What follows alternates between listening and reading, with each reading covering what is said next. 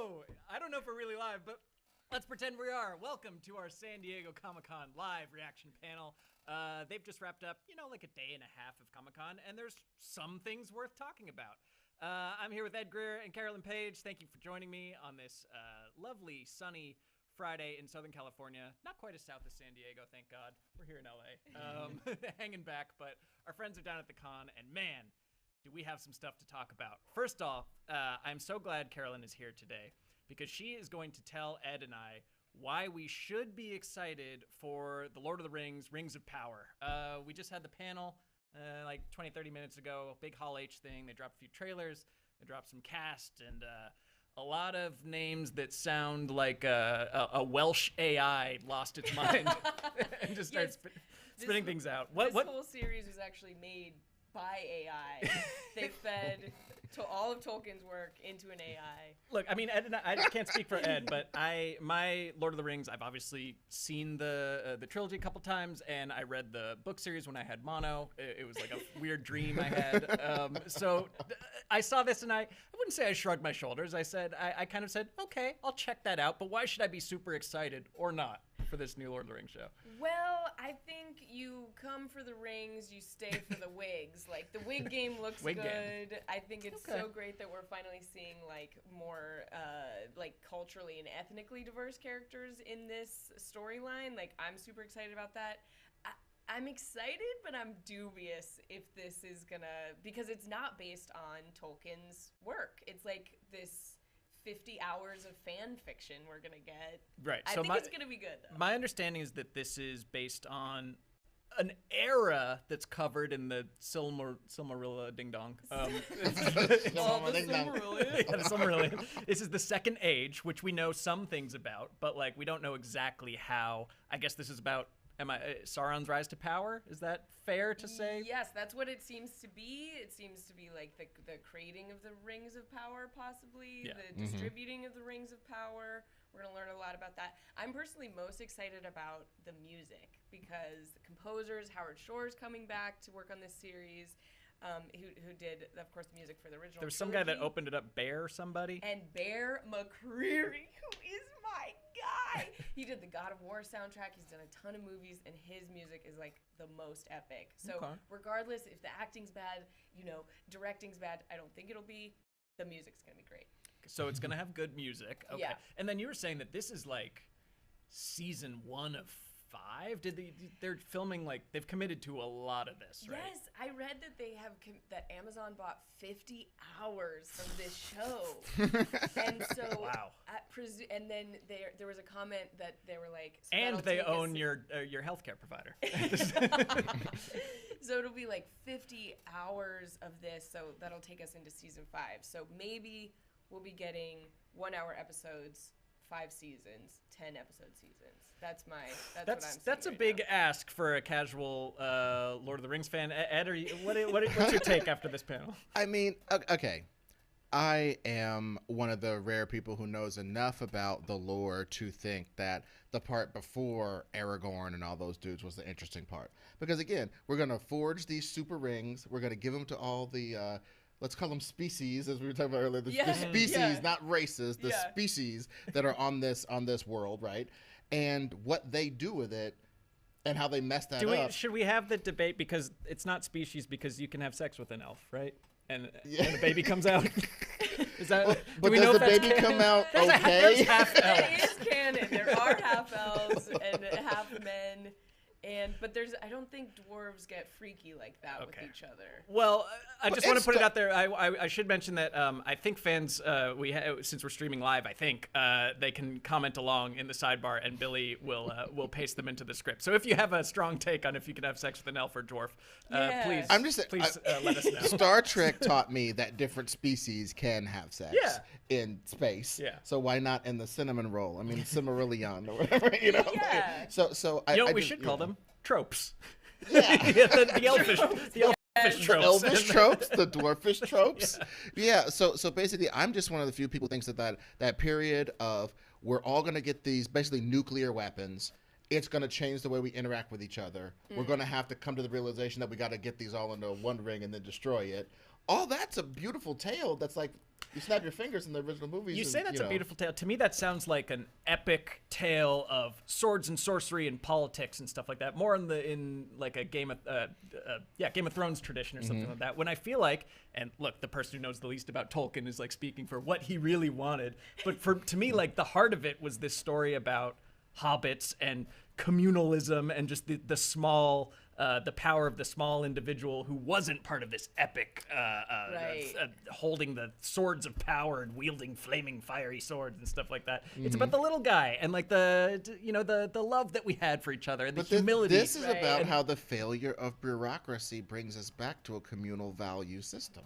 Or absolute power corrupting absolutely. They get all these rings. They were deceived by the rings. Right. Maybe it's about like an anti-jewelry. Okay, I think it's about nuclear proliferation. I really do. Well, we could talk about point of view characters because this is Galadriel's story, I imagine, right? She's pretty front and center. Oh, yes. That's something that I'm so excited about is getting to see Galadriel, who's this character that's super, super powerful. She's like basically omnipotent when we first meet her in the series, in the original movies and in the books. But here she's like underpowered, presumably. We see her like swimming, which elves, who's ever seen an elf swim before? That alone is groundbreaking. So she's like, we're gonna watch her go through some personal struggles and like learn how to wield this power. I think that's very interesting and cool. I mean, so I'm kind of unclear even on who she was in the original trilogy because she's like a leader. She seems very ethereal and removed from it all. But do we know anything about her past or her background where she was like getting down and dirty on the front lines? No, this is all new. Like I don't think that anything in the Silmarillion or the Lord of the Rings has her like battling, like sword wielding, which I also feel like is a little like she's got all this magic power. Like, does she really need a sword? Like, can't she just what like are her magic mind? Can she can mind see melt the people? freaking future. That's pretty powerful. You don't need a sword. You can just dodge and then like trip somebody. I always think though it's one of those things where we're hamstrung by technology or rather we're hamstrung by what people think is visually arresting. Like remember I saw the fourth Matrix and one of the worst things about it was Neo going ooh and just people just blowing away like he had a giant leaf blower. Supposed to be like a meta commentary and whatever we won't get the hand waving yes so all I'm saying is like 50 okay give him in the end though people they don't find that dynamically interesting like somebody going oh right sure so yeah a sword that's on fire or whatever it's just a simple way to articulate the action idea right but visually, I mean, did they go back to New Zealand for this, or is this all on a blue screen? I don't know. I know there's a bunch of the cast that's in New Zealand from New Zealand. Okay, but I'm not sure if. But that's also where it hit New like Zealand. the Weta or whatever it is. The rendering farms are also in New Zealand, so that might be just the biggest blue screen stages. This is giant windmills powering the rendering station. They should have done with the sword and sorcery stuff. They should have done what the last Twilight movie did, where it's like the battle kind of plays out in their mind, because so much of like the magic in Lord of the Rings is about these characters I like missed that one. battling wills. It's okay. But to me, visually, look, this was. It looked cool on a laptop, and frankly, this is how this will be consumed at the end of the day. I'm gonna watch it on my phone. It's a streaming series. Yeah. When I think that I wouldn't say that I felt really any of the majesty that I think came from watching very small people walking along a very real mountain with a big helicopter swooping shot. Is this Galadriel or Galadriel? Is that waster or waster? The one character that does look most intriguing, we were trying to figure this out, but we couldn't figure out their name, but it's this guy who's got... Elfinem, blonde, bleach blonde eyebrows, and I think we found the actor on IMDb, and we couldn't figure out if they didn't have a character name. So if you have theories, let me know who that is. We've got Matan Valensky from the chat. Hey, Matan said they sold Bezos' kidney for the Middle Earth rights. So why are they trying to make semi-fan fiction instead of using Amazon's unlimited resources for adapting the Silmarillion? Oh my gosh, could not agree more. I want to hear. As we all know, there are 5 wizards. It's not just Gandalf. There's more wizards. There's 5 wizards. There's 2 blue twin wizards that went to the east. with the freaking Haradrim and oily fonts. I want to know about that story. Okay, so the Silmarillion, does it go into any kind of story, or is it just more of like a reference book? It's the most epic story ever told. It reads like the Bible, but it's like more fun because you don't have to feel guilt for like kissing afterwards. Hot take, sorry. There is a story, but it's like the story of ages and the formation of the world, and then, as I was talking about before, like the two trees, the creation of the sun. Even if you were adapting that, you'd have to make some choices, because you can't make an adaptation of like, this is what happened in 1,000 years. Like, you'd have to pick some point of view characters. And I don't know. I think you could do it. You could do it? They've got 50 hours. Like, tell me you can tell the story of creation like that. Let's go. I think some sort of Richard Attenborough, like, an anthology series. narrated Totally. this is the world thing could work. Yeah. But I think you know, we as nerds think that we're always prepared for the next level of storytelling. Like, a series of postage stamps, you know, and, the whole story played Remember, there's out. going to be a trilogy about Tetris, a movie trilogy about Right. Tetris. We think we can handle that, but in the end, it's going to be some guy with a sword on a Tetris block stabbing another guy. Right. And when it gets boiled down to what the populace can handle, it'll be that. So I'm not surprised that the Silmarillion, which is like, biblic and epic and blah, blah, is distilled down into, let's just talk about how they was forging these rings. And then people kind of fought over them for a little bit. You know. User Haley is bringing up something important before we jabber on too much. They don't have the rights to the Silmarillion. They only have the rights to appendices. So to like Lord of the Rings appendices, which I imagine are like, is that like, what's that? Well, they're in the back of the books and they're long and those are dense. Okay. And they're just like, they're very academic feelings. They were like Tolkien's notes that he made for this world building. So I guess that's where they're getting like, I know there's one appendices that like mentions Galadriel. So I think that kind of sparked her idea for the story. 5 seasons. In 5 seasons, straight to order. I'll buy the lunchbox. But it does seem like it's going to be fan fiction. But that's okay. Well, I mean, if we could get 7 seasons of Tony Soprano going to a strip mall to talk to some lady, then I think we can. Are you saying this is going to be the next Sopranos? I'm just saying, Rings of Power is the next story Sopranos. is way larger than that, and you know what I mean. Is that okay? But I am willing to at least take the position that no, this is not okay, because David Chase, right? He made Sopranos, right? Is that his name? He's alive to say, sure, do the Many Saints of Newark. Tolkien, very deceased, and 2, very against adaptations of his work. Just like full stop, right? It does feel a little icky because I have so much respect for his original world building and like he's dedicated his life to telling the story.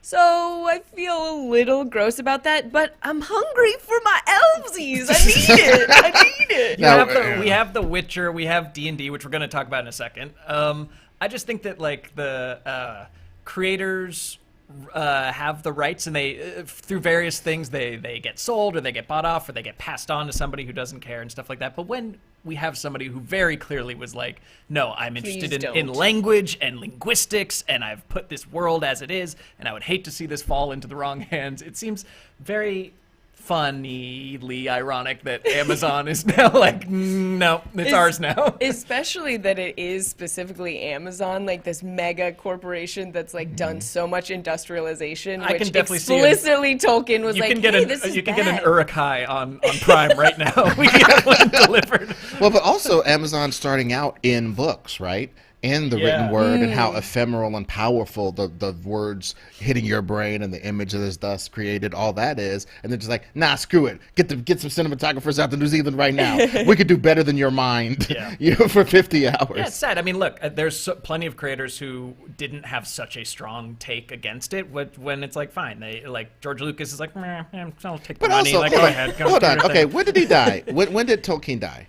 Like in a roundabout fashion, was it in the? Died in the 70s, 60s or 70s. If it was anywhere before 1999, he would obviously have no faith in our ability to adapt these on any there was like level. the George Harrison one, right? The animated Hobbit. I mean, Those are what's his good. name? Bakshi, right? The Bakshi Lord of the Rings joints, whatever. I'm just saying, like, I don't think in his lifetime he could even fathom that these could be, because he did so much life of the mind stuff. Right. There's so much is about what Frodo was thinking about this Glen. Yeah. You know what I mean? And I think he understood intrinsically that that wouldn't be what was adapted. So they'd have to put a sword in his hand and have him jump and stab somebody in the eye. They would have to action it up. They would have to sex it up on some level. No Tom Bombadil waxing on and on about Jim Conjugal is in this one. this prequel. Jim Conjugal. Tom Bombadil's his ancestor. It's like a Death of the Artist thing, though, right? Like, Yes. at what point does it get so big that it belongs to everyone? Yeah, Death of the Author, and I would say now it's that big. And I mean, there's so many Kirkland brand Lord of the Rings things that you can get at this point. Yes. That I feel like, I don't know. I feel a little weird about, but hey, Balrog's back, baby! Fly, you fools! it's Balrog's world It's now. Balrog time. Were there any standout moments like that that actually sold you on it, as far as like gone from an idea to like, holy shit, I can't believe I'm seeing this? I think seeing the clips that I've seen so far, the acting, the caliber of acting, like, looks awesome. Like, every frame that I've seen of the actor who plays Galadriel is just like hot fire, and she looks like so emotional. And then the guy with the blonde eyebrows, because I just think that's a cool look. I just think it's neat.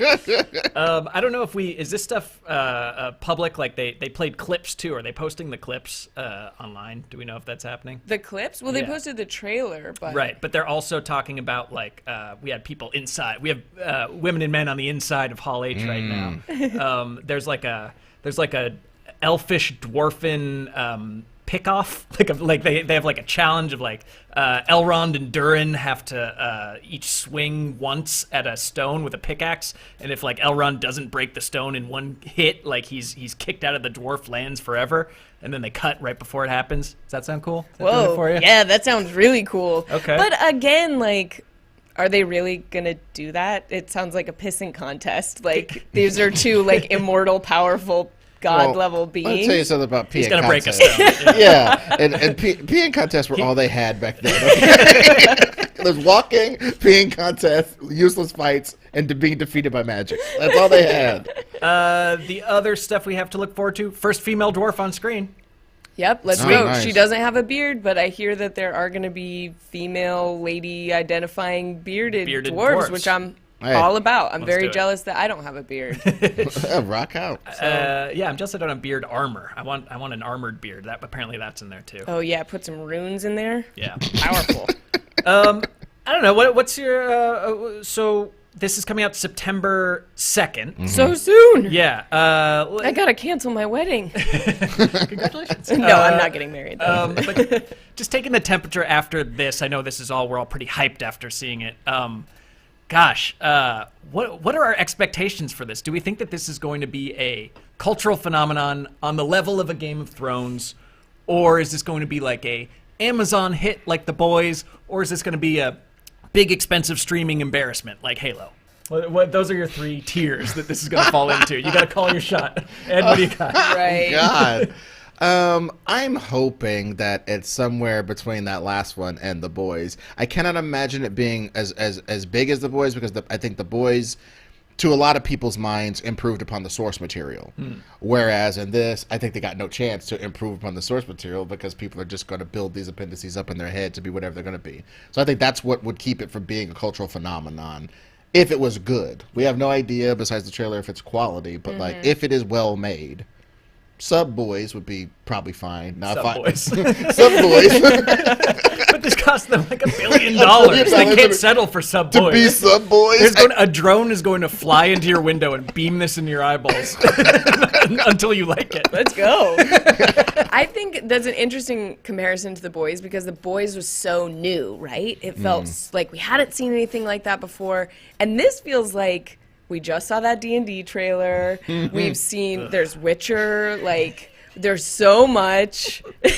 We've all seen Lord of the Rings. We've all seen The Hobbit. Yeah. So is this going to be, like, shake things up in any way, or is it going to feel like more of the same? I think it's more of the same, but a good version of the same if you're into it. So I'm in. Yeah. I'm a Tolkien fan. I got to watch it. It's floating in that John Carter area where it's just like by the time John Carter... That's like the biggest bomb of all time. But I'm saying, when John Carter comes out, all the kids go, this is dumb. I've seen this happen a bunch of times. It's like, well, actually, when Edgar Rice Burroughs wrote it, it was like It the was first, newest and everybody jazz, copied it. and Right. now everybody copied it. So Yeah. it's like, so it's like kids watching, old stand-up clips from Bob Newhart, going, people weren't funny in the past. It's like he was murdering for 72.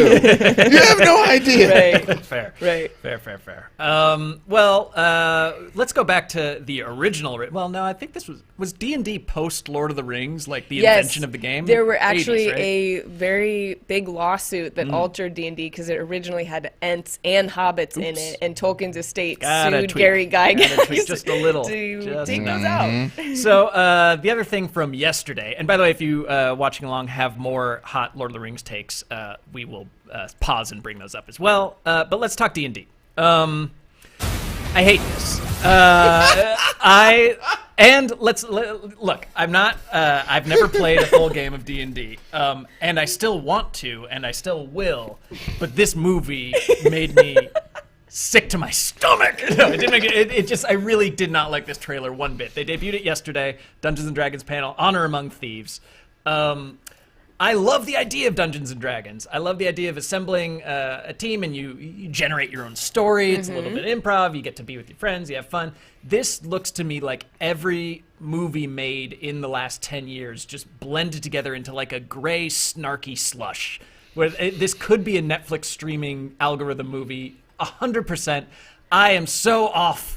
Of all the places they could take Dungeons and Dragons, turning it into a Red Notice is really, really the lowest possible thing on my list. But I know that, Ed, you're in. This totally got you. So please sell me on D&D, the movie, starring Edging the Bard, Chris Pine. Look, man. Okay, I'm just saying, to me, D&D has always been a bunch of kids running around, running into each other, and now they're stocked on top of each other in a businessman suit. They're Vincent Adult Manning I D&D. can understand what it is now. It's like, okay, I understand you're not quite a man, but it's something I can understand. You know what I mean? There's just a bunch of kids in a trench coat. So a bunch of these fantasy concepts in a trench coat heading into the movies to see an R-rated motion picture, please.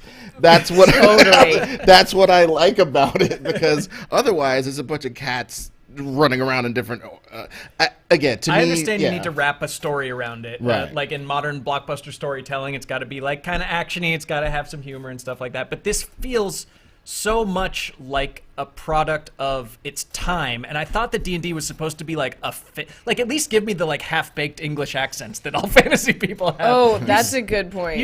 Everybody sounds like a Marvel movie, like everything else right now. Right. And Dungeons and Dragons, I was expecting, this is such a legendary franchise, for them to come out with something different or that felt like its own thing. But maybe it's just too late. I think because of the nerdy waters that we swim in daily, it feels more mainstream than it is. Like D&D is still not it's still not a Disney. Yeah. You know what I mean? And so they've got to make the Disney version of it to sell it to the yum-yums for the nom-noms for moviegoers. Norm-noms to get it need to the go. yum-yums, yeah. Get Yeah. big-name people. I'm personally very excited for my mom to get to see Reggae John Page again, because she loves that man. Shout out to Barb, Now, Chris getting Pine her eye is candy back. I think, currently comfortably atop the top Chris bracket. One or two, 1A or 1B for Chris's. And I think that, that is a draw. That's a draw. Sure. Michelle Rodriguez doing the exact same thing she's done in every single film since Has Fast and not Furious aged 1. a day. No, good for She her. looks fantastic. I'm Yeah. very excited. Is she a barbarian? Is she a warrior? Oh, I think she's a barbarian. They posted the classes Oh, on Twitter. I oh, forgot. cool. I have to bring that back up. Yeah. Well, while you've been doing that, I think what's interesting about, like, again, from the outside in, I played one game of D&D, and I was rolling my dice like hell over and over again, and I was trying to we came upon these people. They were sleeping. I was going to chop their tent and make the tent fall around them, and then the rat monsters were going to attack them, or something was going to happen. And I kept trying to chop this rope like 5 tries, and it wasn't working.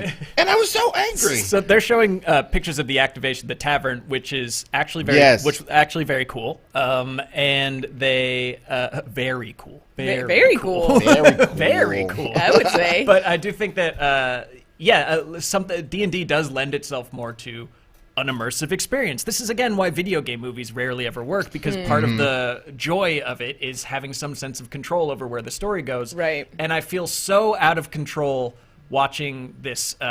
There's no element of surprise in this trailer. If they had made it like a Bandersnatch thing where you could choose the ending, like you can take roll, that, Netflix. Yeah, you I roll feel in your house. Hugh Grant's recent villain turn with Paddington, this, and then the that HBO series where he's the bad dude. Yeah, this is a good move for him. I appreciate that. No, yeah, but like all I'm saying is like to play the game, there's all this life of the mind that obviously cannot be approximated on the screen. But I do believe if this movie is able to provide people like myself with what a good D&D adventure would be like, i.e., I am the Mary Sue that has no powers in the middle. I'm watching barbarians and paladins, all these beautiful people do all this hot stuff, and I'm just trying to be myself, and the only thing I can contribute to it is planning or the story jazz of it. That's kind of immersive for me as an outsider to the concept. I think after seeing a dope adventure playing out, like, where would I use the werebear, or whatever, I think I could. All that sounds fine. I think for me, it's mostly like a dialogue thing and a tone thing, because when I think about Dungeons and Dragons, I don't think about people being snarky and something happening and like them being like, that doth happened. Like just the patter of the. I think that's definitely part of it. Yeah. But they're also leaving out the most important part of D&D, which is hours and hours of frustrating scheduling, trying to get everyone in a room together. I mean, there could still be a pullback from the table and we find out somebody's playing this adventure all along. Oh, would love a twist like the that. Stranger Things kids. Yeah. Crossover. God, kill me. Okay, so Will, why are you so sad? Why are you coughing up that stuff? It's your role. Adam writes in, people say we're getting superhero fatigue. I'm honestly getting fantasy fatigue with House of the Dragons, Rings of Power, and The Witcher. Totally. And Dungeons and Dragons add to that. That's fair, and I do think that of those four I just threw out, I think that only one will live, and I think that's probably gonna be The Witcher. Weirdly enough, Witcher's alive and kicking. Yeah, Witcher's alive and kicking. I feel Season like 2 was better than Season 1. Let's go. They could do 3-4 more seasons of that, and I think that Netflix knows they have a hit. Whereas, The Witcher weirdly, Dungeons and Dragons, Lord of the Rings, and Game of Thrones, they're all on very shaky ground right now. Yeah, the Witcher being more financially viable than Superman is killing me. That is hilarious. We'll see after tomorrow what. We'll see. But last things last. In regards to this whole D&D jazz, again, I think it's an opportunity for double fatigue. If you don't like the Marvel stuff and the snarkiness, and then they pile fantasy onto it, it's like, for me, I'm getting tired of Marvel a little bit. Yeah. And I'm damn sure tired of these loincloth dudes. Like, you know what I mean? And I like a nice sword and sorcery. I'm tired of things that like aren't quite a heist, aren't quite a comedy, aren't quite action, aren't quite, I want something to be like a fantasy adventure movie. That's really a good point. It's like, we need a little bit something stylish. We need something way stylish, like a clear visionary, put into practice. Yeah. But it's hard because they're market trying to make money, and it's an already existing IP. Yeah. Well, that is interesting. Like the Multiverse of Madness didn't work for me because I was just looking at it story-wise. But if I had the similar look and style fatigue that a lot of people have with Marvel stuff, I would have went nuts for Doctor Strange. Yeah, I really liked that one. Different. If it was called like Magic Man versus the Evil Witch, I think that would have been. Magic Man versus the Evil Witch. I go to the Red Box and do that 57 times. Like, these effects are amazing. Yeah, totally. I also hope that they invent the technology soon to Sunshine of the Spotless Mind out movies so we can see. I was born with that. Because I was just I watched the most recent Dumbledore movie, and I was like, if no one knew anything about Harry Potter, people would be losing it over this movie. They would be like, this is the best thing ever. It's a little scattered. Why do they keep spending time with his Dumbledore's brother? Who cares? Fine. Yeah. That one's also been memory hold, but that's a different episode. Moving on. There's some stuff happening live as we are talking on the air here. Marvel animated division is having their panel, and they've got some pretty tasty announcements that we would like to talk about. So we've got I Am Groot, the series. It's just going to be 5 shorts, seemingly like they're for children. They seem like they're kind of like those Pixar shorts and stuff like that. Like they're not very long. They're very cute, and from the sounds coming to the left and right of me, I think that they're gonna like them. Oh my God! He's got a little hat. He's a little kitty pet. Oh, buddy! Like those what's that grumpy old men hat when you go ice fishing? Yeah, and he's got the Fargo hat. Yeah. So I think that's a win. All right. All that highfalutin analysis of the fantasy thing, and then. Oh, it's really, but now we have to make a tier list of like Baby Yoda, Baby Groot. There's Baby Sonic. There's too many babies. 3 gimmicks enter, one leaves. Baby Avengers. Well, they did say that Vin Diesel is in it, and so is Bradley Cooper. And we were talking about how Vin Diesel is still cashing the check from that one recording session in 2007 or something like that, where he said, "I am Groot," and they're like, "Thanks." Why didn't they get Vin Diesel for the D&D movie? He's a big D&D guy. He's the biggest D&D guy. Yeah. Him, Manganiello. Yeah. There's a few Me? of them, right? They should have called me. I'll do it. We're ready. Yeah, that would have been interesting. That would have been inspired to do actual D&D heads. But I'm sure Vin and Michelle have rolled the die a few times. Oh my God! Yeah. That's why we haven't been able to talk to Joe Starr. He was doing a cameo. Oh, we need to get Joe Starr's. I'm gonna live text Joe Starr to just get the most important reaction. Oh, he texted me right now. But it's about Guy Fieri. I think they did show that the cast has like a working knowledge of the game, though, right? Well, they definitely get like media training before they throw them into Comic-Con. Totally. Yeah, tell them stop talking about Guy Fieri's Texarkana Gyms theme restaurant or whatever, and talk about D&D like we want. All right, I will keep you updated with that. Let's keep talking about Marvel Animated Studios. They released what did they release? Spider-Man Freshman Year, which they showed some of the designs, which I thought looked really cool. That kind of Western and Japanese blend character design. Stylish. Very stylish. Didn't see anything in motion, but it's early. This comes out in 2024. It's got Rhino in it, Scorpion, Tarantula, a whole menagerie of animal-based villains. Norman Osborn has a big role. Canon-wise, this takes place pre-Civil War.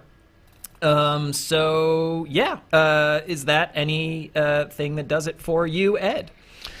Well, much like Carolyn with the Lord of the Rings jazz, that the pre-story is important, right? It's important and it fills your body, right? Well, I mean, when you look at this kid who's able to make things that are this small, like go on his wrist to shoot this never before seen compound and everything, there's got to be these Mark 1, Mark 2, Mark 4 stages of that, and I feel like this would be great to explore that. Now, like most prequels, he's going to fight way too many of his grown-up villains when he's like 5 years old, or 14 with these things, but again, that'll be whatever it is. But long story boring, yes, I like the fact that we get to see the real proto stages of how he made himself into a hero, because I think it's an important part of the mythos that has been lost with the movies and him having sucking the iron teat, as it were, for like 7 freaking movies. Since they've removed that, I would love to explore that world of what happened before Stark, what made Stark recognize him, and all that kind of jazz. Yeah. I think it could be cool to see, like, let's see him get bullied. You know what I mean? Yeah. Like, I always loved Spider-Man. Carolyn with the strong pro-bullying take. I was bullied a lot in school, and, like, seeing characters, like, seeing Peter Parker be the underdog at school was cathartic, because then he's like, oh, he goes off and he actually is, like, worthwhile and, like, I don't think, Tom Holland's Peter Parker did not seem like a very picked upon He's dating kid. Zendaya. He's doing great. Of course he's not getting bullied. And before that, some other, another babe. So this is... Is he going to kill Gwen Stacy? Is that going to happen? Oh, this wow. looks like a kids kids show, right? mentioned that at some point in the MCU. Also, Mr. Stark, I don't know if you want me to take me to space because I dropped this chick and tried to catch you. Just dumps her off the spaceship. Phew! She was flapping around. Don't tell anyone, man. Head. like a broken Funko Pop. It's horrible. It's just stuck. I gotta kill a lot of guys to wipe this off my conscience. I wish there was some will. Tony knows how to get rid of a dead body. Yeah. Or Happy Hogan probably does that. So, God, yeah. But other supporting cast that are so not confirmed in this, but I really hope they bring back is if this is freshman year of high school, right? Not college. He's not going off to college. Because I love the people they've got for his teachers, Martin Starr and JB Smoove. I think. Yes. Oh my gosh, amazing! Giving them their more time on screen, I think, is always a plus. Absolutely. Yes, freshman year of college would just be him learning how to spider chug. He's just like binge drinking is the real villain. He gets super drunk and then slam dunks from half court. They're like, whoa! It's like, oh man, I forgot. I hope they get there. I hope they get there eventually. The college years, like Saved by the Bell. So we're moving on we got another look at, or first look at What If Season 2. So we have confirmation they're doing, we were talking about this, the Marvel 1602 stuff, where they took Marvel back in, I guess, Puritan times. I don't know history. A long time ago. Stuff on Sakaar, like a Fury Road race looking one. I love that they did wacky races with the Marvel characters. Yes. An episode with Asgardians against the Shang-Chi characters. Very cool. And a follow-up with Natasha, Peggy, and Steve, that kind of power swap thing from Season 1. They confirmed Season 3, but of those What If stories, I mean, what do you think of What If in general, and do you think this is an exciting follow-up? I thought it was whatever. Oh, snap. Hot take. But I do like Uatu the Watcher. I think that's one of my favorite. Like, it's such a cool Marvel character, and I think he's getting his own episode in the second series. That would make sense if it follows the pattern of the first one. Yeah, I think it's like, what if the Watcher didn't just watch and he interfered? We already saw that. I mean, he kind of looked.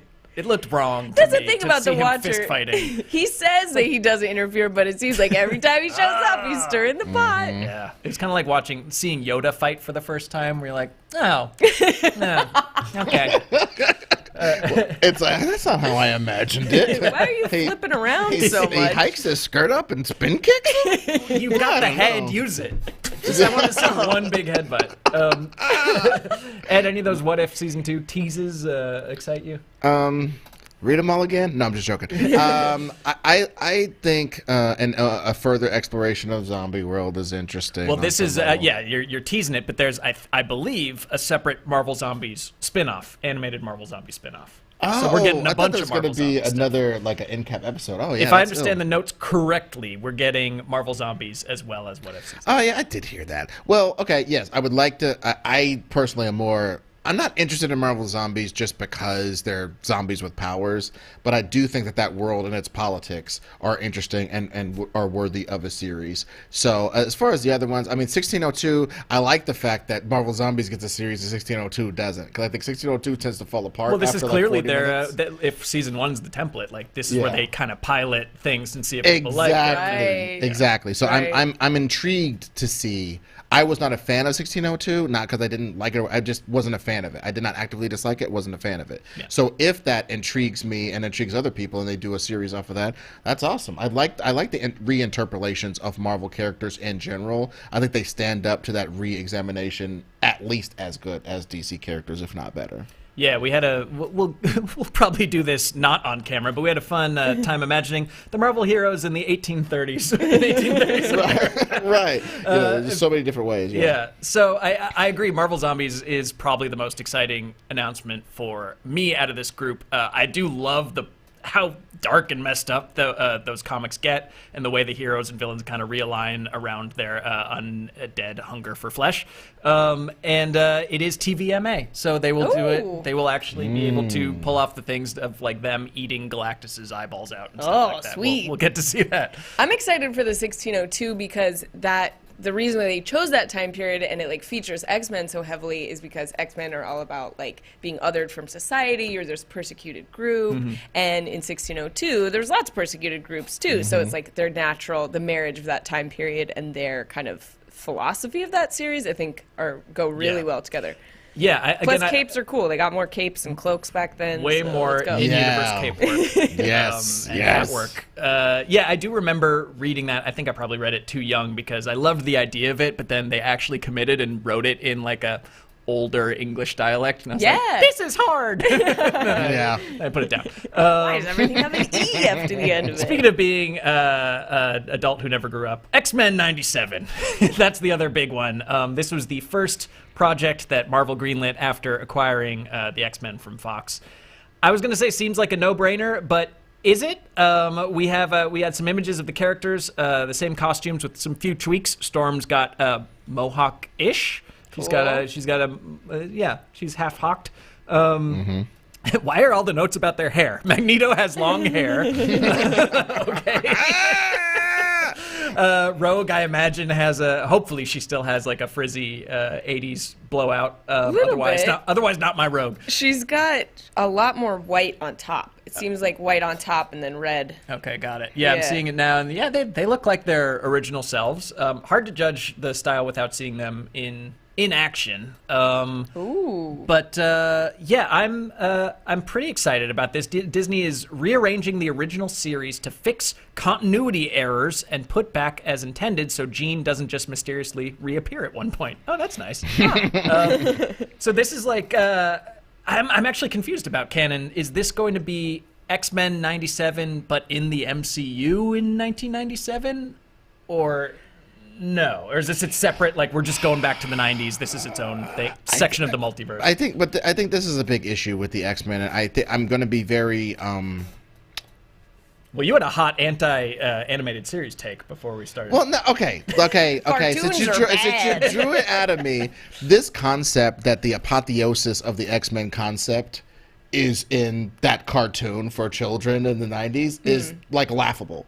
Since they've been, canonical, powerful, dope. But you never forget your first, and that was everybody's first. Okay, okay. So like, Saved by the Bell is the best drama I've ever seen because I was 4 and I was eating Cocoa Puffs and I was watching it. It's so fantastic. If we're gonna do that, let's just do it all. Like Tom and Jerry is the best. I mean, look around you. We're surrounded by icons of our childhood. I definitely get that, but this again.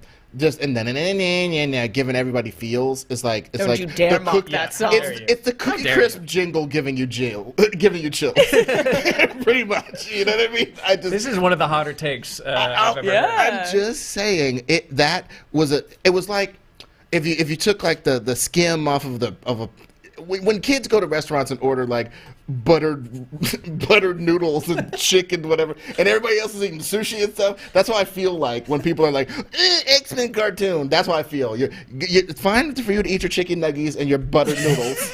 That's fine. So X-Men 97 is the chicken nuggies and buttered noodles of superhero content? Yeah. Wow. That basically sounds delicious. Yeah. Sign me up. That makes me want to watch this more than anything else I've seen. Sometimes you want the sashimi, and sometimes you want the chicken nuggies. Yum. There's a reason why McDonald's sells more food than Wolfgang Puck or whatever the hell. But I'm just saying, to me, it's like that cartoon was the distillation of the Jim Lee era, which was the end of X-Men being good for 10, 12 years, frankly. And people have a soft spot for Age of Apocalypse and stuff like that in the comics. Yeah. So it's just like it's like lionizing the day the music died or something. You're too much of a comics head to understand, not to understand, but to have had the same feeling of like very much this so. is what kept Marvel relevant for an entire generation of kids. Totally. Was this cartoon kept people into Marvel where comics-wise, it was all Image Comics and the death of Superman, like around. Well, that and the theme song. I forgot who wrote the theme song, but that guy who did the theme song on a Casio in a closet, and Larry Houston who drew the animatics for all of that opening. That was like the Thundercats opening. Like you forgot that the show was a lot of times because that opening was murder. Yes. You know what I'm saying? So it's like, trust me, I understand, but I just think that being what people think of as the pinnacle of X-Men stuff, it would be like if somebody thought the Andrew Garfield movies were the pinnacle of Spider-Man. They're out there. I just don't get it. I just don't get that. Yeah. That's just me. I recently watched some of the original X-Men series, and there were problems with it. It was like really sexist, a lot of it, and they just like. They need to have women doing something other than, like, caring about shopping. What you talking about, sugar? In the pilot, we totally aped Terminator 2, and their robot comes and busts in the dressing room. I think Look, it just... mall culture was at its peak. Jubilee, as a teenager of that time, would have loved going to the mall. I think they just need to, like, update it a little bit, and they've got these amazing characters, so let's Well, I believe they will, but it is it's going to be an interesting balance because the animatic they showed was a scene of Morph and Rogue fighting Sentinels. Morph? Yeah, Morph lives. Morph's in this? Morph lives. He Let's dies in the first episode, right? But he's back. And they did a lot of 90s style action puns, like heads up and stuff like that. So they're going to make it really seem like it's 1997, but maybe with all the sensibilities that we've grown to have now, it's gonna be interesting. The theme that we're seeing from today is like not a lot of innovation seems to be happening. I don't know if pop that's culture at large, sure. I don't know if that's true, but you know, maybe. It's like Puff Daddy is the producer of everything now. It's like, take hits from the 80s, yeah, it makes it sound so crazy. I'll put it this way: if there's something new and original and never been seen before, it's not going to debut in Hall H at Comic-Con on Thursday and Friday. But that's also what's sad. That's sad. It's never been that, though. This has always been Comic-Con. It has been for the studios for, let's say, the last 10 years. It's been for them to unveil the biggest things that they've been working on. Right. And that's always going to be a continuation of what's already popular. Right. They're not going to say, we created a new character, Dogman. It's a Dogman panel. Okay, but if Kids, you're gonna gonna love it. I just want to go to the pinnacle of this idea, right? Where it's like Indiana Jones versus Jaws, Hall H. When everything is, let's just get nuts. If we're gonna do that, if we're gonna be this picking through the detritus and slapping stuff together, let's get nuts. Well, I mean, if comics are the running 10, 20 years ahead of where film and TV is at, like, yeah, we'll get to that Marvel DC crossover. We'll get to Deadpool and Paddington Bear. We'll get to all of that. I want 7 seasons of a Bitch Planet animated series. Let's go. It's all on the list somewhere. And either of the Paddington movies, does he listen to Lady Marmalade? Does he? He should. Does he? If he doesn't, they need to do That's that. a I match haven't made in seen heaven either right of those movies, but he needs to. Either Paddington? I'm one of those. Oh, I haven't seen them either. Okay, we'll watch them. We'll So watch we'll watch them. No wonder I found a deadness behind the eyes of both of you. That tracks. I don't know how long we've been live, but I think that's enough for today, right? What if I just saw Paddington 2? Are there any closing thoughts of the 3 things we talked about? The Marvel animated panel, the Lord of the Rings, and Dungeons & Dragons. Who won? Who won day 1.5 of Comic-Con for you? You can only choose one. 3 things enter, 1 thing leaves. The blonde eyebrows from the Lord of the Rings trailer. Blonde eyebrows. I gotta know who that character Sauron's is. Blonde eyebrows. Okay. Okay. Tied with eyebrows, to me is I gotta go with my baby Spidey. I like going back to his origins, since we're so obsessed with going back to the origins. Even in Strange New Worlds, which is my favorite new Star Trek thing, they got to go back to before Kirk. We have to go back. We got to introduce Kirk, and like Kirk is like this skinny dude with the big. He looks like a Funko Pop, and then like the Funko Pop Kirk has to come in, and then Scotty's voice is, I cannot take it. Oh God, why is everybody going back all the time? But this is the first time I've ever seen, in my personal opinion, the interesting part may have happened before Mr. Stark came in and sat on the bed with him. The interesting part might have happened before. Interesting. So that's my pick. Yeah. But that's esoteric as hell, but whatever. No, I appreciate that. And mine is probably not the biggest announcement, but I think a whole TVMA Marvel Zombies series. I'm shocked that Disney Plus is doing that, but maybe you'll have to like answer what is this, and it's a picture of like a touch-tone phone to watch. Like I don't know how they're gonna age gate that, but like I'm really psyched to watch that on a Disney streaming service. So Deadpool and Logan is now on Disney Plus today. So let's go find that out. Let's go see how that happens. And we will be back tomorrow, working for the weekend, baby. Yeah. Billy, what times about are we going live tomorrow? Whenever the Warner Brothers ends and whenever post Warner Brothers and post Marvel, so midday and nighttime. Ooh. Yeah, all right. Well, super fun. I love covering Comic-Con without being in San Diego, and I hope you feel the same way too there at home. Why don't you post with what you thought won this day at Comic-Con, and we will see you tomorrow. Thanks for watching. Bye-bye.